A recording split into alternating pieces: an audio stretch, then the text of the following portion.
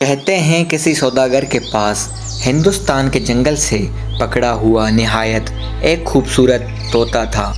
ایک بار وہ سوداگر کچھ سامان تجارت لے کر سفر کے ارادے سے ہندوستان جانے لگا۔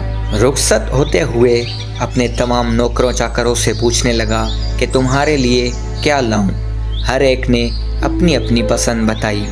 سوداگر نے وعدہ کیا کہ یہ تمام تحفے تمہارے لیے ضرور لیتا آؤں گا۔ سامنے ہی طوطے کا پنجرا لٹکا ہوا تھا۔ سوداگر نے محبتاً اس سے بھی پوچھا، بتا تیری کیا فرمائش ہے؟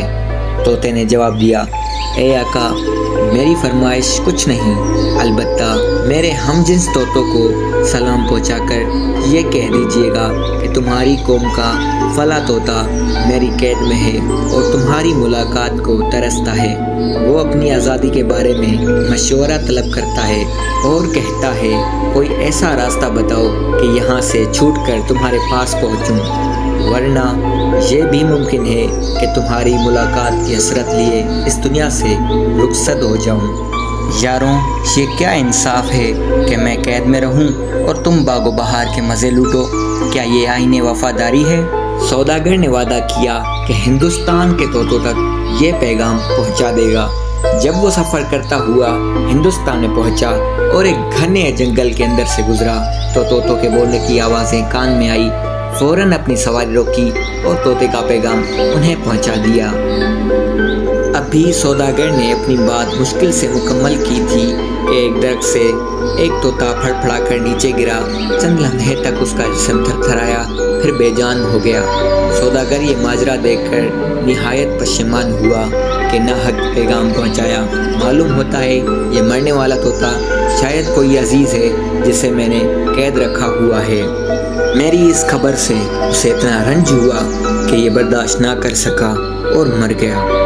افسوس، میری وجہ سے ناحق ایک بے گناہ پرندے کی جان گئی۔ قصہ مختصر، وہ سوداگر اپنے کاروبار سے فرصت پا کر وطن واپس آیا۔ جس نوکر چاکر نے فرمائش کی تھی وہ بھی پوری کی۔ سب خوش ہوئے۔ طوطے نے آواز دی، اے میرے آقا، کیا میرا پیغام پہنچا دیا؟ میرے ہم جنسوں نے کیا جواب دیا؟ تو نے کیا دیکھا؟ براہ کرم ساری تفصیل بیان کر۔ سوداگر کو فوراً وہ واقعہ یاد آ گیا۔ چہرے پہ رنج و الم کے آثار نمودار ہوئے۔ کہنے لگا، بہتر یہی ہے جو کچھ ہوا مت سن، ورنہ تجھے صدمہ پہنچے گا۔ میں خود تیرا پیغام دے کر ایسا پچھتایا کہ اب تک اپنا ہاتھ چباتا اور انگلیاں کاٹتا ہوں۔ طوطا بولا، اے مالک، ایسی بات خدا نخواستہ کیا ہوئی جو تو زبان پر لاتے ہوئے ڈرتا ہے؟ بے تکلف بیان کر، اب جو ہونا تھا ہو گیا۔ سوداگر نے کہا، نہیں مانتا تو سن۔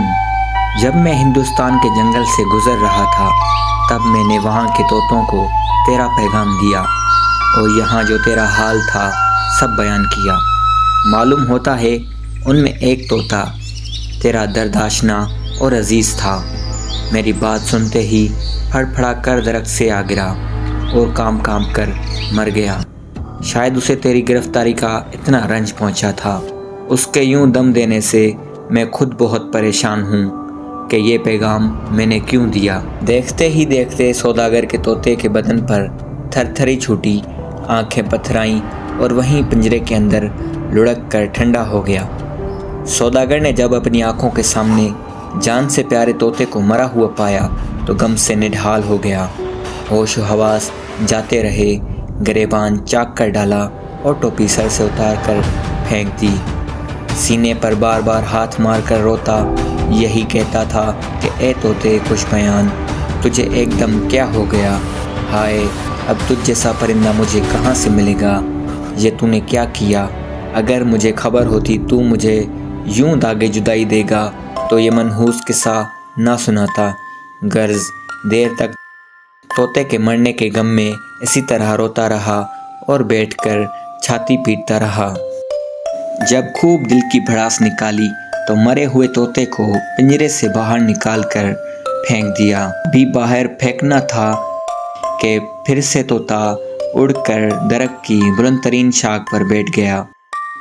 اس مرے ہوئے طوطے نے ایسی اڑان کی جیسے مشرق سے آفتاب ابھرتا ہے۔ सौदागर तोते की इस हरकत पर बहुत हैरान रह गया। अभी तक भुलादे और गफलत में गिरफ्तार चला आता था। तोते की ये चुलतर देखी तो गर्दन उठाकर कहा, ए चालाक परिंदे, ये क्या माजरा है? कुछ तो बोल कि हिंदुस्तान के तोते ने तुझे क्या इशारा दिया जिसे तू भांप कर मेरी आंखों पर अपने मकरो फ्रेब का पर्दा डालने में कामयाब हो गया। अरे गजब खुदा का, तूने वो कमाल दिखाया कि हमें जलाकर खुद रोशन हो गया। तोते ने जवाब दिया, ए शख्स सुन, हिंदुस्तान के तोते ने मुझे ये इशारा दिया कि नगमा और मीठी बोलचाल करके तू अपने ही इस आवाज़ के सबब गिरफ्तार पिंजरा हुआ। फिर उसने मुझे नसीहत की गर्ज अपने को मुर्दा बना लिया। गोया मुझे समझाया कि ए नादान परिंदे, जो तू हर किस नाकस का दिल खुश करने वाला गोया है, मुर्दा बन जाता तो कैद से रिहाई पा जाता। अच्छा, अब मैं रुखसत होता हूँ। तूने मुझ पर बड़ा करम फरमाया कि इस अंधी कैद से आज़ाद कर दिया। तोते ने अपनी असली वतन का रुख किया और मुद्दत दराज तक सफ़र की सोबतें उठाने के बाद आखिरकार अपने हम जिन्सों में आराम व आसाइश से रहने लगा। इधर सौदागर ने अपने जी में कहा, मेरे लिए अब बेहतरीन तरीका यही है कि तोते का रास्ता इख्तियार करूं, साफ, रोशन और सीधा रास्ता।